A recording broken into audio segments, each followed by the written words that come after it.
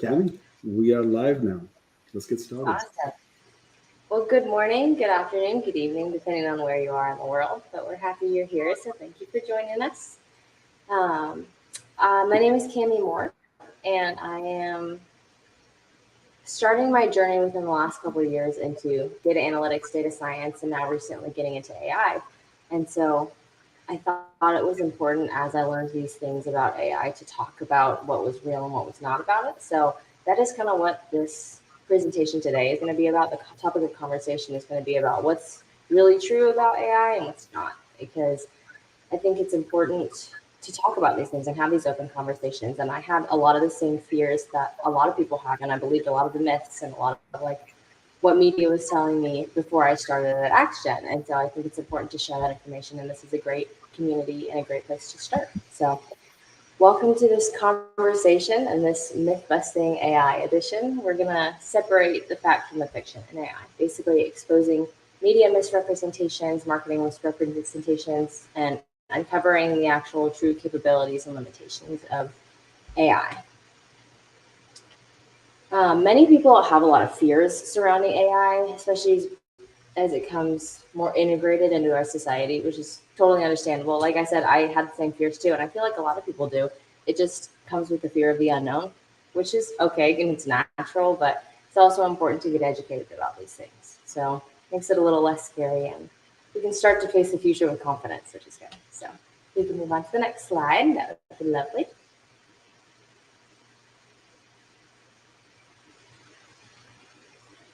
Okay, so main talking points today over the course of this conversation. Feel free to leave comments, questions, and we'll stop and talk about those as well. As if anybody, any of the other presenters or collaborators in here also have questions or comments, please feel free to stop me. I would love to make this an open conversation. But today I wanted to focus on three main and very important topics, including the most common myths that many people believe about AI, myself included before this, the misrepresentation of AI in the media and marketing, and AI washing, which is a topic that even I was unfamiliar with until like our meeting last week when we talked about it. So, next slide, please. First big myth: AI is going to take over all of our jobs. A lot of people feel like their jobs are going to be replaced. They'll be left without a job. Everything will be automated. Nobody will have any sort of income. They're not going to be able to get a job because AI is going to automate everything. A lot of people have this fear of mass unemployment. Um, Perfect. Actually, that next slide is great. Basically, just everybody is going to be jobless. In reality, it's a pretty extreme statement to make. It seems like AI is getting integrated into many jobs right and left, but it's with specific tasks. If you really look at what we use AI for, it's very specific targeted tasks that AI is programmed to do. So it's not that AI is going to take over your whole job, because AI still requires human intervention and human creativity, analysis, intelligence. And so AI can't do it on its own. And we'll get into that a little bit later as well. But basically, AI can help automate your processes and delegate tasks at work. So it can help take the load off of you and take care of those smaller tasks, like the little tedious tasks that it's like, oh, it's not hard, but it's going to take me a little bit of time to do. AI can help automate that so your focus can be elsewhere with creativity and more complicated tasks. And you don't have to worry about those little things because AI is basically like your little tool or your little helper. AI can also create new job opportunities in developing, maintaining, and improving AI systems in pretty much all fields. All fields can benefit from utilizing AI, and there are a lot of different use cases. We have a file actually that we're working on with like 600 different use cases that we would like to be able to share with people to make their jobs easier in integrating AI into their businesses. And so there are endless possibilities for how this can help us at work. AI can also optimize productivity and efficiency because of this, because it's delegating tasks. It's taking care of, they as an AI is taking care of the smaller tasks, so we can take care of these tasks over here. It's like working in a team. So next slide would be great. I have Anybody have anything to say? Yeah. Perfect. Thank you. So I have two comments actually. So the first thing that comes to mind when it's like AI is going to take all of our jobs, I try to think of it as looking back in history. Like, think of other technologies that have been introduced, and everyone has this panic of, oh my gosh, this is going to take over all the jobs. For instance, the first thing that comes to mind for me is self checkout. I remember when self checkouts became this huge thing. They're at every store, and everyone was so afraid. Oh my gosh, there's going to be no more cashiers. Well, now we're seeing like kind of a shift where a lot of stores are veering away from self checkout. Look at all the like how much the retail market has changed since then, and now there's so many more roles that are different, like personal shoppers, the people that are picking orders because people can pick up their orders like from their car. So it's like the self checkouts. It actually it didn't take all the cashier jobs. The market changed and it's continuing to change, and we're seeing more and more jobs pop up. And then another thing that came to mind when you were speaking was about how AI can help kind of with those tedious tasks. Yet I was thinking about this so much yesterday because I was doing something that was very tedious. I had a huge list and I had to assign evenly eat like the categories to 6 different people.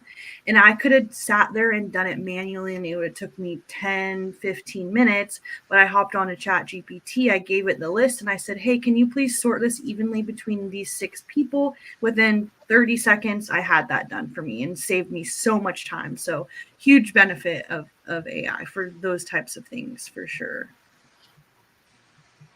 Yeah, I agree, Phoenix, about the self-checkout. I remember when, we were going through that phase, everyone was just fearful. And also, I remembered when Asif mentioned before about the calculator, about how everyone thought, it's gonna take over and all of that. So it's really kind of a tool, I think about AI now as a helpful partner and just to help me do my job even better.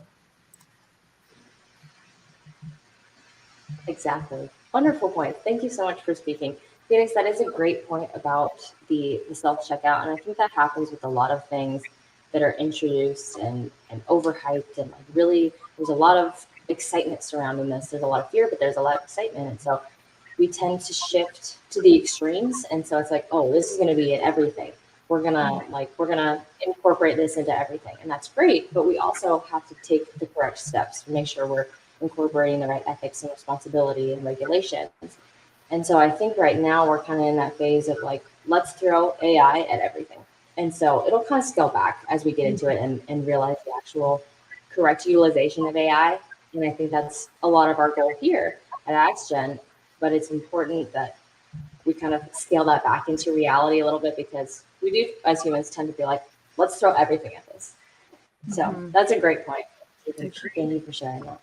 Yeah. Okay, our second myth. Oh, we go back. Okay, second myth, yep. Thank you. AI has a human-like consciousness. I think what a lot of people think when they hear AI or first introduced AI is the Terminator, which is also a movie we'll talk about a little bit later as we get into media and misrepresentation. But it stems heavily from how AI is portrayed in the media. But it often depicts AI as having human-like intelligence and emotions. And a lot of movies now are really keying in on that emotional intelligence that AI doesn't actually possess. There's actually a couple more movies that we'll talk about later. Atlas is one of them. It's a new one. I'm not sure if anyone's seen that. And there's a new children's movie, A Wild Robot, that is coming out too. And it portrays these robots as like, oh, they're going rogue, but they have emotions and they learn to develop and there's something wrong with their programming. But realistically, anyone who is in data knows that when you have a problem with your code, it doesn't cause emotions. It causes a lot of negative emotions for the people coding it, but it does not cause emotions for the AI itself. That's not that's not how it works for anyone thinking that. So, next slide, please.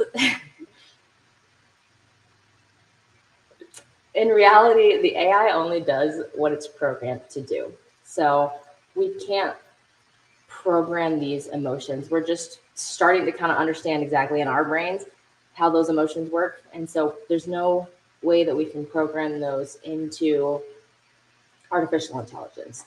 In a machine learning course that I took this last term, actually, because I'm in graduate school, we programmed a machine learning model to perform sentiment analysis. And so we could determine whether a movie review was a positive one or a negative one based on all the words, like a bag of words in the review.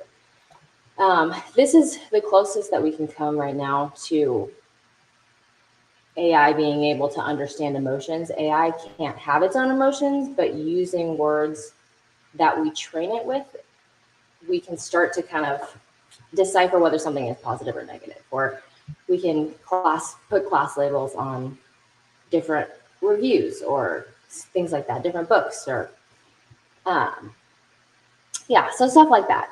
AI also does specific tasks well, but it has trouble doing things outside of that scope.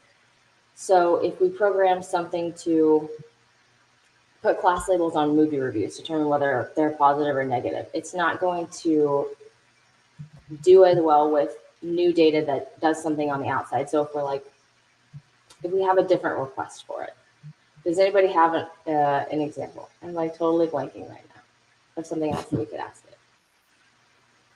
Like if it's compare these two prices at the grocery store, it's not going to have that programming because we're not asking it. We haven't trained the model. We haven't programmed the model to do these things. We're working with movie reviews when we're asking it something new, and it's not going to do as well with that. And that also brings me to my next point is AI still requires human intelligence. We still have to program it. We still have to train it with training data and test it to see its accuracy. And we still need a lot of human oversight and intervention, especially in complex or critical scenarios, because AI can't handle new data super well. I'm not sure if anybody's asked ChatGPT a question where it's like, oh, that was like really off. That was completely off. That was not, didn't answer my question at all. I'm going to have to rephrase this. So we kind of have to work with AI. It's not a solve all problem or problems. Yeah. You know what I mean? It doesn't solve all of our problems, and we still have to work with it. So it is definitely far from being human itself. So does anybody have any other? Yeah, I just want to quickly jump in because I think we are heavily investing our understanding and our subject matter expertise to the psychology of everything, right? Psychology of the human, the mindset. One thing that we really have to acknowledge here, these feelings are normal. And then feelings towards a toy as a child is normal, just like a feeling towards an humanoid robot that has two eyes and sort of like a human facial features and the human bodies. We can develop feelings towards this as well, right? Just like we develop feelings towards anything that has a face.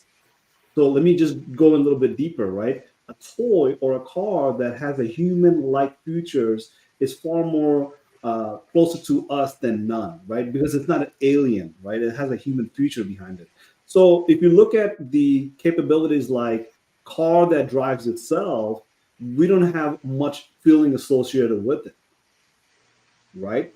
We have some feeling, but not as much feeling. But if there was a car that was driven by a robot in the steering wheel, we will have a different feeling associated with it, right?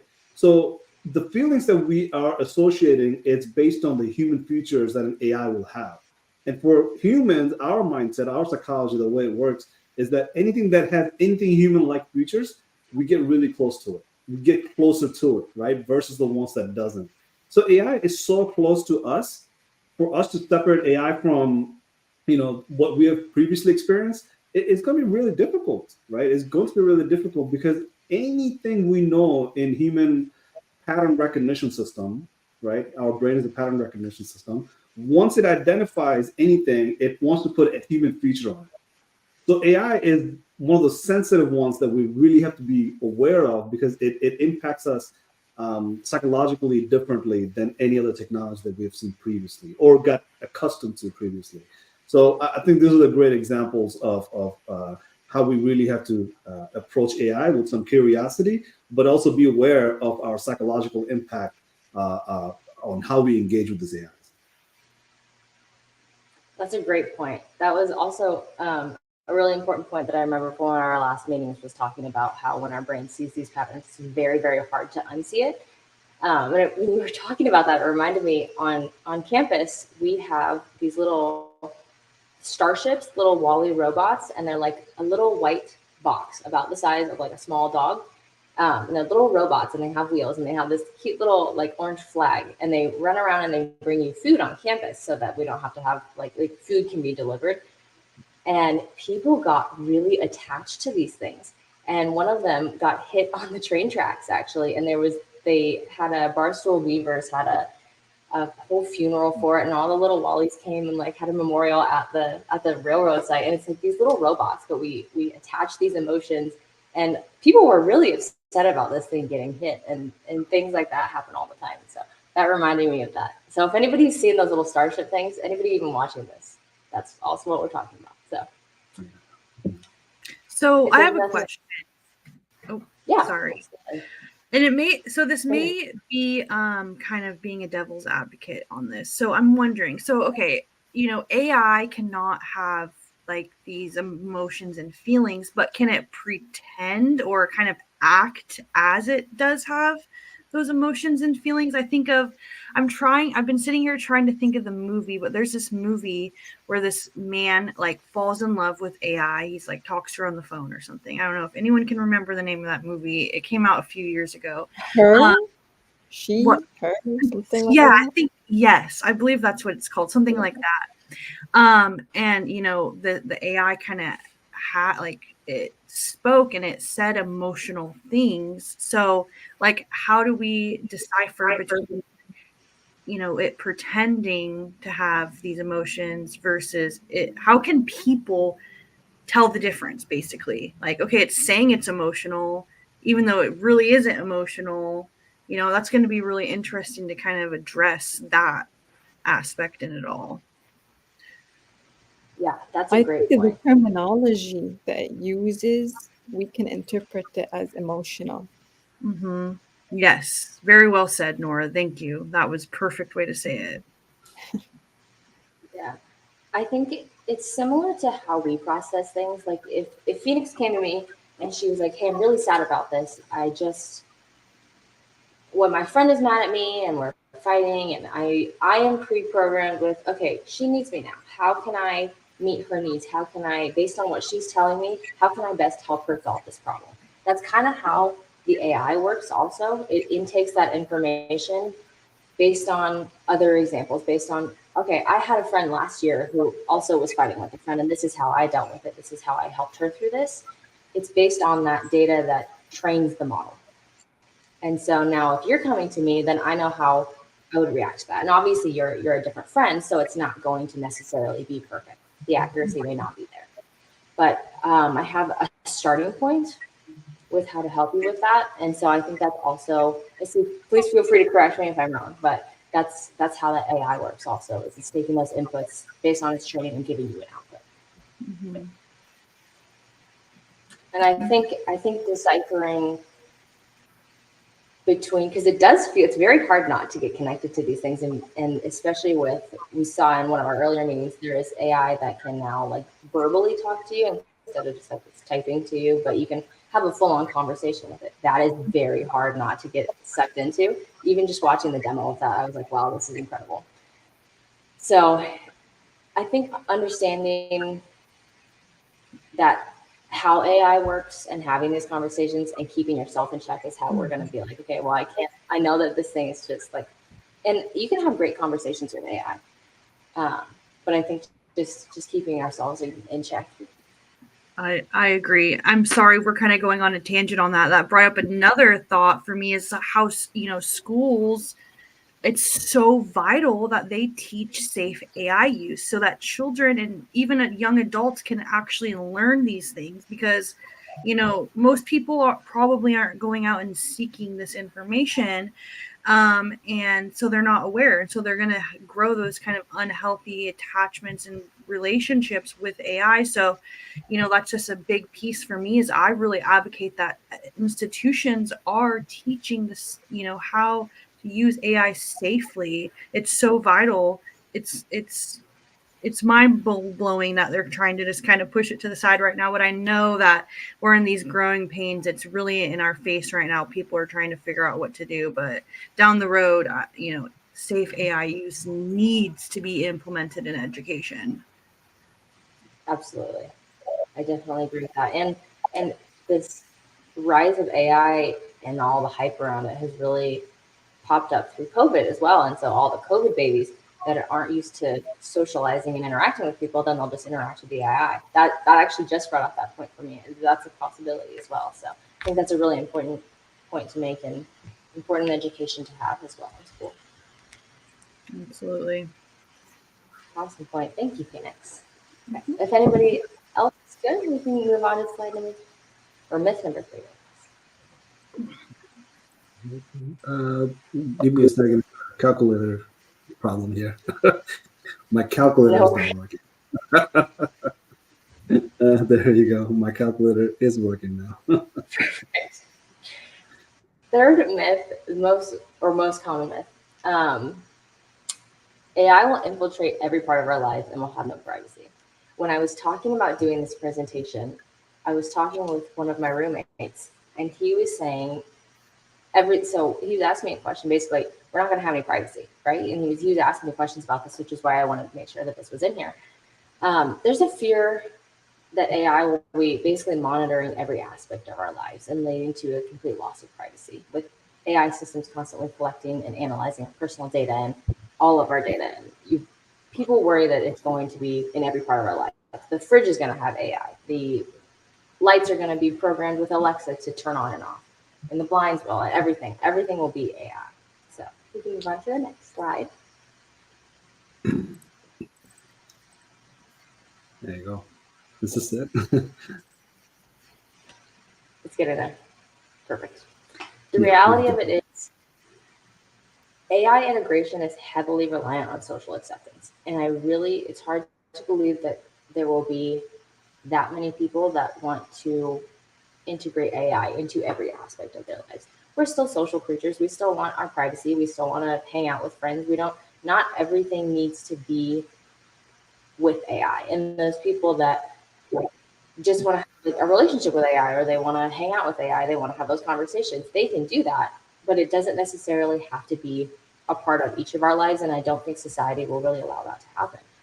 Another point is that AI is growing, but so are the privacy and ethics regulations, kind of like Phoenix was talking about, as well as we need to have these systems in place in this education. We need to have regulations and ethics and realize the responsibility that we hold, because AI is a powerful tool, but we also have to make sure that we're regulating ourselves and it's not going to get out of hand. Because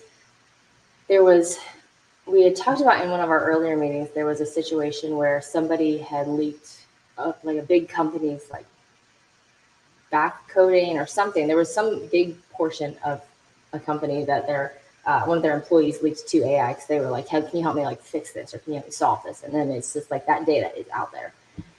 So that's why it's important to educate people on how to ethically and responsibly use AI instead of you can't just use it without having the proper knowledge and education on it. So it's a really important point. An invasion of privacy is not a new thing. I think it's really important to point out, when people say we're going to have no privacy, you already have no privacy. If you have a phone, way more of your information is out there than you think that it is. Anytime you get a new app or you get a new phone, new anything, it'll ask you about these privacy and terms and conditions and all of that. And it's like, okay, well, I'm not going to read through all of that. So just accept terms and conditions and all of that, privacy policy, everything. When you don't actually read through those things, they can use that app has the right to use your data if you allow them to. And it's sneaky, but your data is out there. So that is the reality.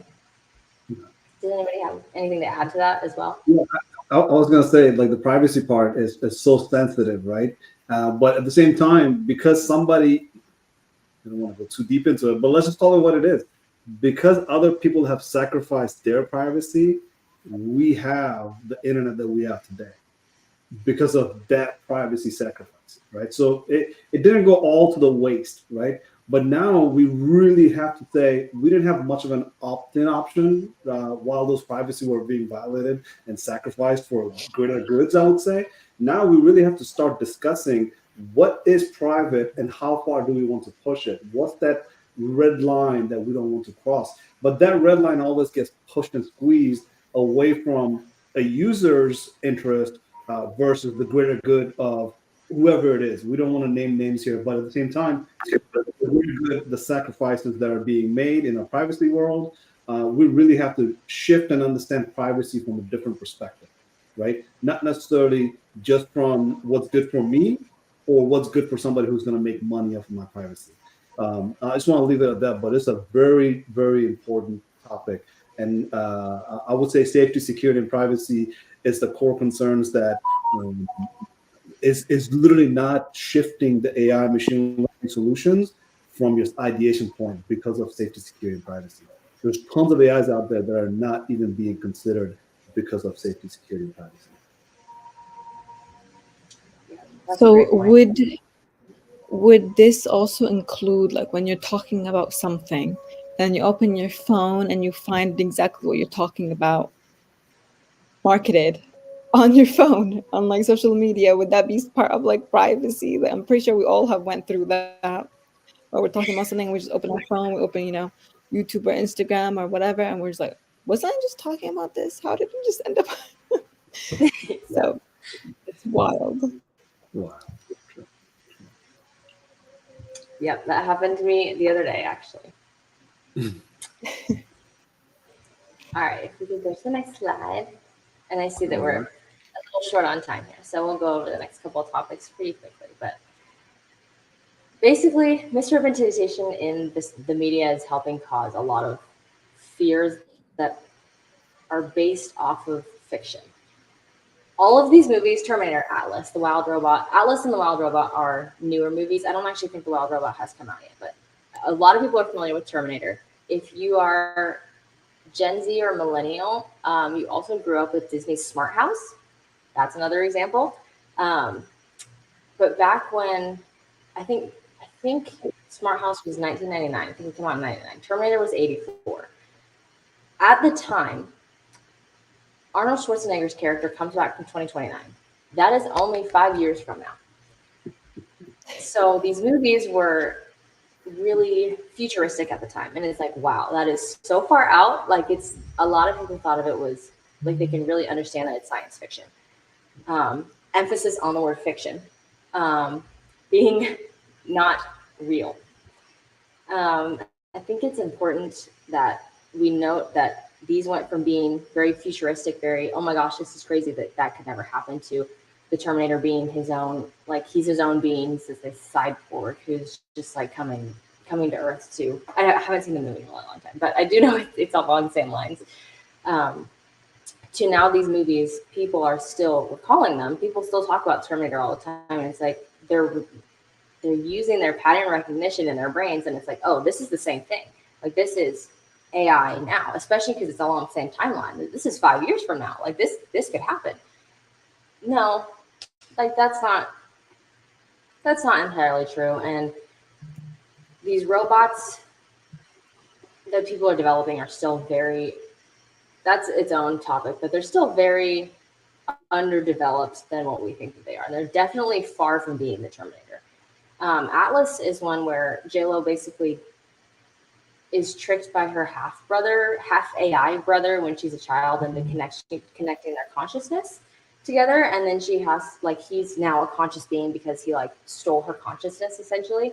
And now he's a bad guy, and she has to go save him. And it's this battle of good AI versus bad AI, because this bad guy is AI, but she's also working with this huge machine who calls itself Smith. That's an AI, but they build a relationship, and he kind of breaks down her walls and gets her to emote. So it's kind of interesting that it's that reverse. The AI is getting JLo to feel those emotions and build that relationship, and then she gets all sad because the AI dies, and then it comes back, and it's a whole thing. But the wild robot is basically the same thing with those emotions. The wild robot gets sent off from his homeland, and because he has a malfunction, and then he learns to emote because the duckling imprints on him. And I saw that in the theater the other day, actually, which is why I included it. And then he feels these emotions in this like maternal or paternal, I'm not sure if it's a boy or a girl, but these emotions toward this little duckling, and it has to take care of it. And the fact that that's also a child's movie, like a children's movie, brings up Phoenix's point again about making sure that we tell kids and educate kids that this is not the reality of how things are. This is not, there's not going to be like a robot that you're going to find in the wild and it's just like a deer or bunnies or animals. Like that's not what's going to happen. And so I think that actually, if you can go to the next slide, some of these points are important. Thinking about it, it's computing. Perfect. Media causes a strong fear of AI by dramatizing AI is basically an imminent threat to humanity, or the opposite. It's going to have these grand emotions. And headlines are suggesting that AI will take over jobs or become uncontrollable or be a wild animal. And that's causing a lot of misunderstanding because people are not thinking of science fiction as science fiction anymore, because it is still sci-fi. And people are like, well, this is how I saw AI. Like, this is a new topic, and this is how the media is telling us that this is what AI is now and what it's doing. And we still need to think of this as like fun, futuristic, unrealistic scenarios, because it's not how it works. Terms like super intelligent AI or self-aware machines are used very loosely. And that gives the impression that current AI is also far more advanced than it actually is.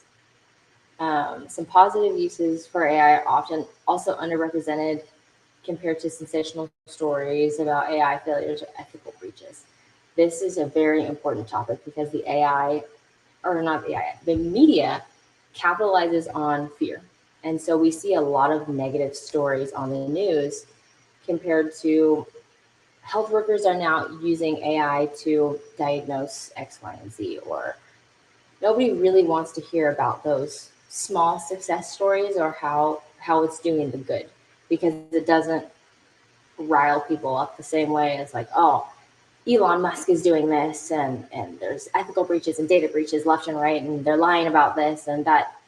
The media capitalizes on what gets people to emote the most, which is why you don't hear as many of those good stories about regular people in healthcare or education systems that are using AI in a good way to help delegate their tasks. So media also highlights in scenarios that invade privacy, which is also why people have a lot of those problems with privacy problems. And AI washing. So we'll quickly go over that, unless anybody has anything to say about those. The media.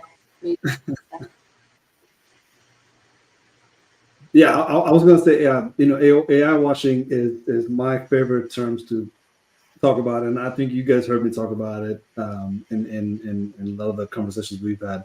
But I want to broaden the spectrum here, right? Because there's, if there's AI washing, what other type of AIs are there, right? AI washing itself could be something that we can unpack over time and over the hours. But I always look at a hype AI, right? And that's what I associate AI washing with. And then we talk about the silent AI, which we've had for decades without ever realizing that those are silent AI. And the current day internet, if you think about it, if you do some research on how much bots activity we have in the internet, are they AIs as well? Like, who are these AI, right? So you have a wide spectrum. So if the two sides of the spectrum is, hype AI and silent AI, in the middle, I think I call them the cool AI, right? Cool AI is what you just said about these small use cases that are highly successful, right? Highly successful in the sense that they do what they promise that they will do, and they deliver with what they are supposed to deliver on, right? So these cool AIs versus hype AI and these other sort of AIs that people are probably either feared by or comforted by, and you can split up the teams and groups into different opinions, right? But this cool I think, are the difference maker, right? These are the ones that we would like to see more of, right? It's sort of like you see a growth of a mushroom. Bad analogy, maybe, I don't know. But you have to create an ecosystem for that mushroom to be there. You don't grow mushroom in all parts of the world. You don't grow mushroom or AI in all parts of an organization or a zip code or a city state, whatever the case is. You cannot have AI just grow because you want AI to grow there. You have to create an ecosystem where these AIs are catered for, towards, and developed in the sense that people can appreciate these cool AIs, right? Rather than become sort of you somehow you have to don't have to demystify like the way we are doing right now. There's no myth in this AI. These AI is just a cool AI. People can say it doesn't really intrude my privacy, but if I don't have it, I don't think I can go back and live without it, right? Of course, and there's a silent AI that we still have. We have tons of silent AI that if we ever list it, it would be for hours that we'll go on. But this cool AI is what we are working towards, right? And the reason, Cameron, you probably describe the AI washing a little bit more. But the reason I want to separate the AI washing and cool AI is that once you are able to say what's AI washing, now we can shift our focus to the cool AI, right? And then we can put investment, not necessarily monetary investment, but our focus and energy to say, if we work on this cool AI, it will pay dividend, not necessarily just monetarily, but in all over the ecosystem. Yeah, that's a really important distinction to make. Thank you for that. That was awesome. And I actually did hear AI washing from you. So this is, if we actually move to the next slide, that'd be wonderful. That was a great point. I hadn't even thought about separating this, but that's important. I think, perfect. There we go. AI washing is something that Asif talked about in one of our meetings like last week. And so this was something that I thought was really important to put in the presentation because I wasn't even aware of this before like 7 days ago. So AI washing is a marketing strategy where companies exaggerate or falsely claim the use of artificial intelligence in their products or services to capitalize on the AI hype, the trend. One example is the Coca-Cola Y3000 flavor. Coca-Cola basically claimed that they use AI and they were in collaboration with AI to create this new flavor, and it's the taste of the future. And then when they were asked about it and interviewed about it, they couldn't tell you exactly how they use AI to come up with the flavor or what even the flavor really was, or how they collaborated with AI to do so. And so when you really call out these companies, you realize that they are overinflating their collaboration or their use of AI. Another example that we talked about in one of our last meetings was those Amazon grocery stores, basically where you can walk in and Amazon AI will detect exactly what you're buying, what you put in your cart, and what you leave with. So you can go in, grab whatever you need from the grocery store and leave. You don't have to do a checkout. Basically, they do it for you. And they're like, AI is going to do all of this for us. In reality, it takes you a few hours to get your receipt. And that's because there are humans behind the cameras that are watching what you're taking and they're making note of all of those things. And so is it really AI? Or is it the humans that go and watch the footage and then send you your receipt based on what they see you purchasing? So that is very, very common. I'm not sure. There's another slide after this, but okay, that's about key points. But I have a comment regarding AI washing. Yeah. So I also am very passionate about this. Steve and we've talked about this many times in our calls, and it's so detrimental to AI having these organizations do AI washing, because they want to be perceived as cutting edge. Like these stories that come out in the news of false claims of AI use and as horror stories, it's giving AI a bad rap. These companies want AI to be more accepted potentially, but in the long run, they're being very detrimental to AI because now people are looking at it like it's a joke, or now they're looking at these companies as a joke. So it's extremely, extremely detrimental, I believe, to AI in general, doing the AI washing. I understand these companies want to be cutting edge, but I don't think it's really helping them much. Absolutely. That's a wonderful point, Phoenix. Thank you. And that reminded me as I was doing some research for the presentation. Um, it's also harming those smaller companies that are trying to make the cool AI and the versatile use cases. And people will invest in what they think is hyped up. And they want to be these companies that want to be cutting edge. People are going to invest in these things that are like, wow, this is really going to be top dog. And so that doesn't leave a lot of funding and support for those smaller companies that make the cool AI that's going to help the healthcare workers, the students, the universities, and like the people that are the regular people, not like the Elon Musks of the world who are like futuristic robots and all of that. So that was a really important point to make. If I may just follow up on that thought you just had, is that look, when you're talking about cool AI, I'm not making this argument for cool AI because of just cool AI. Like I said, it's an ecosystem. But in ecosystem, one thing you have to really look at is your survivability, right, in an ecosystem. So if you think about like we talk about nature here, right, like mushrooms, can a mushroom survive? Can mushroom survive to a point that that mushroom is probably worth consuming as a consumer or people like us, right? Or how does that mushroom grow and what does it do? So, the survivability, the other word for it in AI, cool AI, is that is it scalable and is it sustainable, right? Majority of your hype AI, when you do AI washing and you separate them out and say this is the cool AI, the first thing you have to really look at the cool AI for is it scalable and sustainable? Because if you have a good use case and you can scale and sustain it, that means it's also financially justifiable, right? So AI washing, it literally turns into something that, like you said, some people will benefit, but others will just look at it like, why? Why is it even wasting that much of a hardware time? It's spacing out the computational processing power into these systems where we can have the cool AIs that benefits not only the whole ecosystem, but it's also sustainable and scalable, as in we can grow on top of it, rather than to say, hype AI, did it one time, never touch it again. I think that's a very, very important thing you just said, is that you really have to make sure that these are serving a wider audience or a wider user base rather than a particular user base. Absolutely. It kind of reminds me of the quote, work smarter, not harder. I don't know, that just kind of popped in my head. Like, Yeah. that's so true. You're wasting energy on really something that's not going to benefit anyone.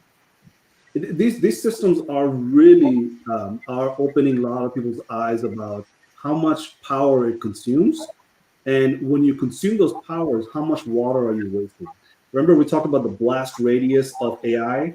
At the end of that whole AI equation, not everybody's going to pay attention to your blackouts in your cities and states because AI is consuming too much power in the data centers, right? If that's the reality we're heading towards, what type of AI would you want to focus in? Because your power really does matter and it costs a lot to generate those powers. Great points. Thank you so much, everyone, for sharing and contributing. What a wonderful conversation.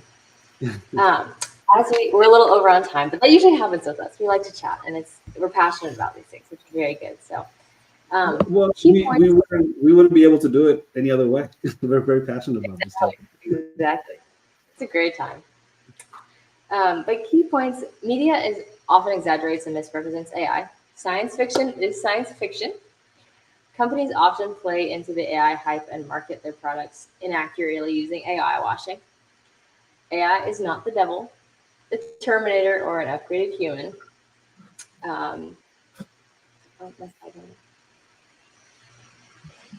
AI cannot possess human specific characteristics, our analysis, our intelligence, our emotions, things like that.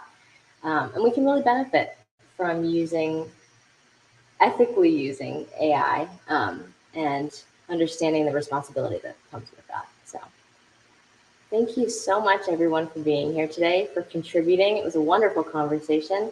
I think if Asif or Phoenix wanted to also talk a little bit about our little smart AI spiel that we want to put in there to get people Yeah. in, get people into the conversation coming into these things. Well, But well, my yeah, question is, appreciate yeah, that. yeah. It's Phoenix's team. So Phoenix, you make the introduction to Smart AI, please. Yes. Well, like Cami said, thank you everyone for being here. Smart AI is this community for everyone. It's for you. It's for each individual, despite if you're very tech savvy or not, and despite your industry, where we just want to advocate for AI, spark curiosity, spread the knowledge of AI, safe use. We love all your contributions. I saw that we had some people in the chat today, so thank you so much. We're here just basically to advocate. We know that we're not going to change everybody's mind, but if we're able to just spark that curiosity, then we're more than happy. And that's really what we are here to do. So every Monday we're here. So I hope to see all of you again. And Asif, anything else you want to add? Yeah. S for specialist and M for methods, A for advocates. And that's what we just did for the last 46 minutes. We advocated for an AI based on our specialty. So when Phoenix talked about AI, she advocates from her perspective with the IO psychology. Nora does the same with IO psychology. And of course, Cami and me, we have machine learning background. So we advocate for the machine learning, the right usage of machine learning. And the SMART, RT stands for research and training. So when we research and we do the training, we research and train to love the specialists like Phoenix, Nora, and any specialist who's interested in our research and training to understand AI from their perspective. We want to really create the distance between all the users and machine learning, much shorter one, because once we have fear, it creates a gap. Versus when we have curiosity and easy approach to it, like research and training, we get closer to developing more machine learning. So we're of course advocating as a smart AI community for the specialist using methods like these, where using a simple methods that everybody can work with and understand, and of course do their own research and training as they're enabled with advocacy. So that's all I have to say. Every week, like Phoenix said, we're meeting here at 11 o'clock. We're going to continue this discussion every week, different topics. Feel free to check our episodes that we've had for the last 4 weeks or so. And as you have any comments or concerns or feedback, please put it in the comments or reach out to us on Smart AI Community LinkedIn. And we meet also on Zoom. So if you're interested in that, please reach out, and then we will send you those links as well. So that way you can get behind the scene and start this discussion. Nora, any last departing thoughts? Thank you, Cameron, for this amazing presentation. It was very insightful, very well put. I enjoyed it, and anyone and everybody's input is beneficial in the smart AI community. Thank you all so much.